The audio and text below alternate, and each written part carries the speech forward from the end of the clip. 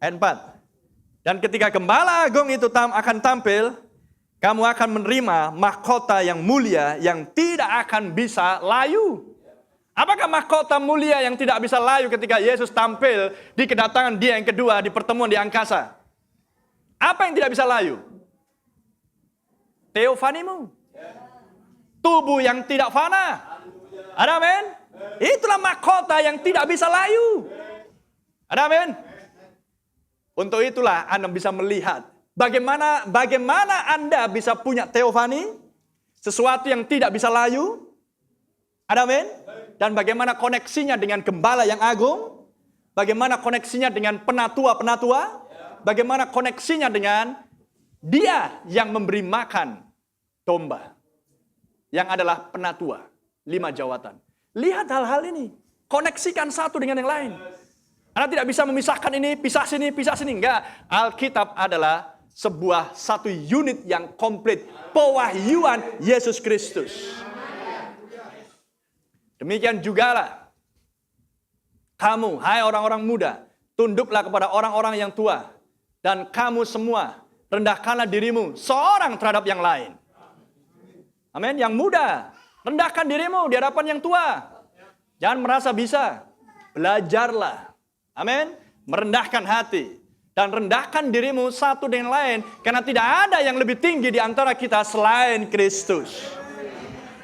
Di gereja lokal tidak ada pemimpin selain hanya satu pemimpin, pastor sebagai pemimpin yang tertinggi. Maka rendahkanlah satu dengan yang lain. Sebagaimana pastor menjadi contoh bagi jemaat.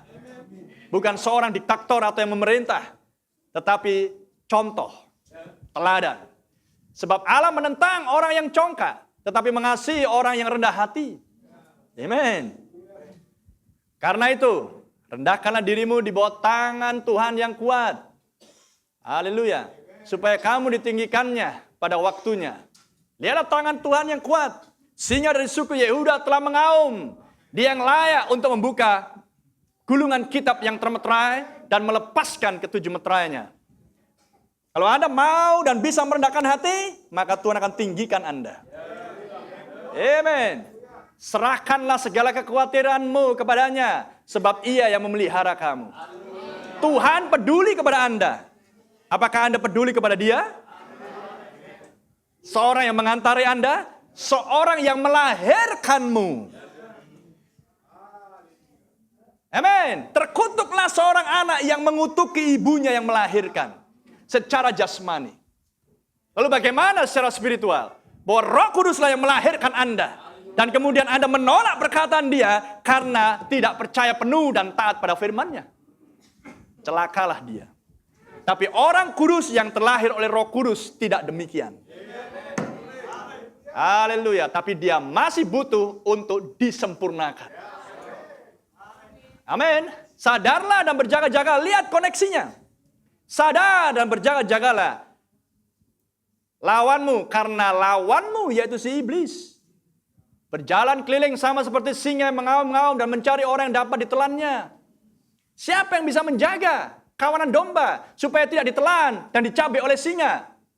Hanya gembala. Apa yang dilakukan oleh Daud? Menjaga kawanan domba ayahnya. Dan kalau ada domba yang diambil oleh singa, amin, maka Daud mengejarnya. Ada amin? Dan membunuh singa tersebut. Apakah seorang Daud bisa membunuh seekor singa yang kuat? Tuhan yang mengerjakan melalui terestrial Daud. Bukan celestial Daud, terestrial Daud.